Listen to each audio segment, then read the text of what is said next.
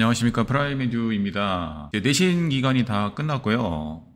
이제 그 방학을 준비해야 되는 시점입니다. 그래서 고등학생 같은 경우에는 그 세부 능력 특기상 세특이라고 하죠. 이제 챙기는 지금 기간이어서 바쁘고요. 그다음에 중학생 같은 경우는 특별히 할 게 없습니다. 지금 학교에서. 그래서 기말 보고 목표가 이제 없어지니까 이제 학생들이 많이 나태해지는데 그럴 때가 아니라는 거를 좀 말씀드리고 싶고, 이제 프라임에듀에서는 이제 어떤 이제 작업을 하냐면은 현재 중3 학생들한테 그 자기가 가고 싶은 고등학교의 영어 내신 문제를 한번 풀려봅니다. 그 학생들한테 이제 물어봅니다. 누구누구 너는 무슨 고등학교 가고 싶니? 저는 백현 고등학교로 가고 싶어요. 그러면은 이번에 백현고등학교 1학년 그 시험 본 거 있는데 그거 한번 풀어보고 내가 어떤 능력을 키워야 9개월 뒤에 그 시험을 잘 볼 수 있는지 아마 깨닫게 될 거야 라고 얘기를 해준 다음에 이제 문제를 이제 풉니다. 중3 학생들이 이제 그 고2 내신 영어 문제를 풀었는데, 이제 지난번에 말씀드린 이제 동백 중3에서 내신 100점 맞은 학생이 예시를 하나 들도록 하겠습니다. 그 학생이 문제를 풀고 어떤 결과가 나왔는지. 이제 중학교 영어는 100점을 맞았기 때문에 중학교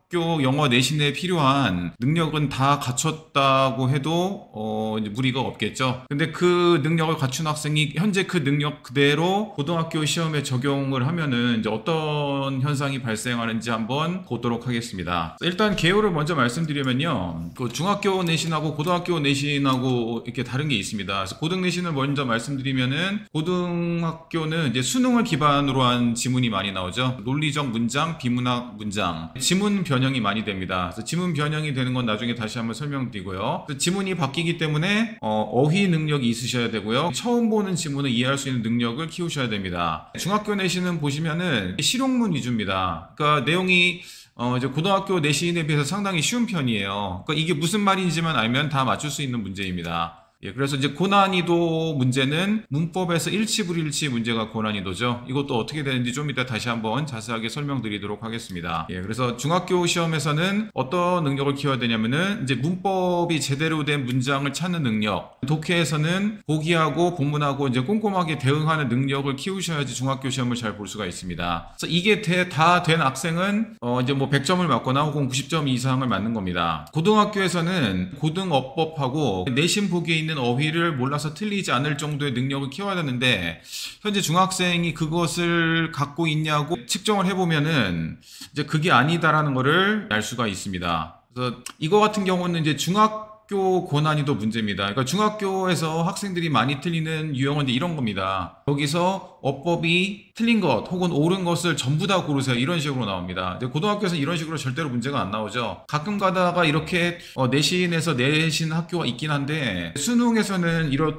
식으로 문제가 안 나기 때문에 이런 거는 자제를 해야 되지 않나 그렇게 생각이 되고요. 독해도 마찬가지입니다. 그러니까 논리적으로 어려운 문장이 없기 때문에 잘 대응하는 능력만 키우면 됩니다. 그러니까 이런 보기의 내용이 본문에 들어갔는지 이렇게 표시를 하면서 푸는 방법이 있죠. 하나씩 본문하고 대응해서 꼼꼼하게 풀 수 있는 그런 능력을 키우셔야 되고요. 어법상 옳은 문장의 개수는 이런 식으로 나옵니다. 그러니까 답안이 복수가 되는 거겠죠. 그래서 수능에서는 한 개만 고르면 되는데 여기서는 여러 개를 고르는 이제 문제 형식으로 난이도를 높입니다. 자, 근데 고등학교 지문을 보시면은 일단 이 빨간색으로 된 게 뭐냐면은 이제 기존의 내신에서 배웠던 지문을 변형해서 출제하는 겁니다. 내용은 비슷한데 어휘라든지 문장이 다 바뀌어서 출제하는 거죠. 그러니까 학생 입장에서는 처음 보는 단어가 많고 처음 보는 지문이기 때문에 굉장히 당황하게 됩니다. 이걸 미리 연습을 하지 않으면요.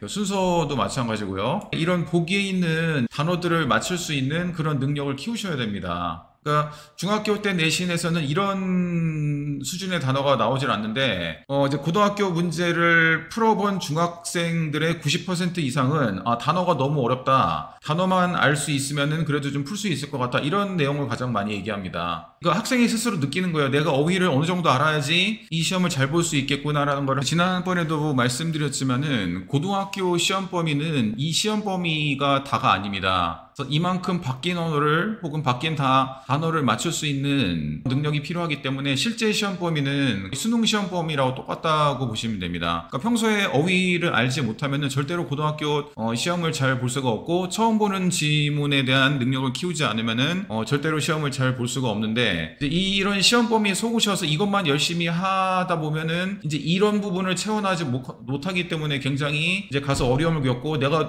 무슨 공부를 잘못했지 이런 마음이 드는 겁니다. 예, 그래서 중학교 때는 파란색 부분을 꼼꼼히 하면은 고득점이 나오는데 실제로는 이렇게 시험 범위를 생각하고 지금부터 준비를 하셔야 됩니다. 이 수많은 단어, 그러니까 최소한 5,000개, 한 많으면 7,000개 단어를 알고 계셔야 되는데 그 단어를 알아가는 것이 절대로 단기간 내에 되지 않습니다. 지금부터 시작해도 결코 빠르지 않습니다. 예, 그래서 이런 것을 배경에 두고 이제 학생의 시험지를 보면요, 이제 아까도 말씀드렸지만 이 학생은 근데 동백 중에서 100점을 맞은 학생이잖아요. 근데 보시면 알겠지만 제목이나 요지나 이런 거부터 틀렸습니다. 물론 이제 시험 대비를 안 했기 때문에 많이 틀렸겠지만은, 그러니까 고등학교에서 한 3등급, 이제 5등급 중에서 3등급 맞는 학생이 전형적으로 틀린 거를 틀린 겁니다. 뭐 어휘 문제도 안 되고요, 어법도 안 되고요, 빈칸도 예, 여기 있는 단어라든지 보기 있는 단어가 어렵기 때문에 못했고요. 뭐 순서라든지 무관한 문장, 그러니까 전체적으로 다 틀린 겁니다. 이제 보시면 알겠지만은 이렇게 변형된 문제를 많이 틀렸고요. 유형 중에서도 이제 수능에서 요구하는 주요 문항들을 다 틀렸습니다.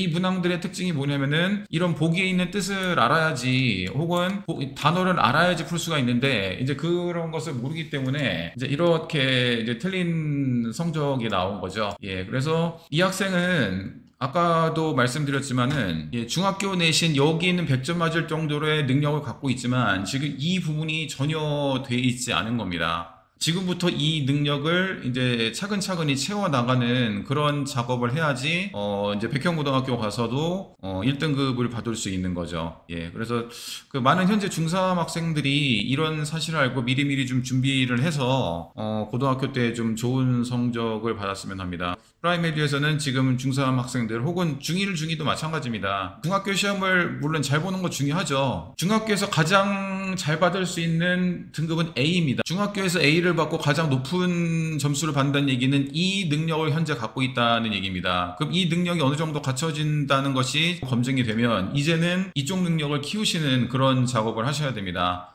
예, 물론 이 능력을 키우기 위해서는 이쪽도 중요하죠. 그래서 그 개인마다 다 다릅니다. 그러니까 어떤 학생은 뭐 내신 A를 여유 있게 받는 학생이 있고요, 내신 A를 받는 걸 힘들어하는 학생이 있습니다. 그래서 중학교 내신 A를 못 받는 학생은 이 능력을 키우셔야 되고요. 그 다음에 A를 이제 여유 있게 받는 학생들은 이쪽을 키우시는 게 장기적으로 좀 합리적인 영어 학습 방법이 되지 않을까 그렇게 생각이 됩니다. 예, 시청해 주셔서 감사합니다. 프라이메디아고였습니다.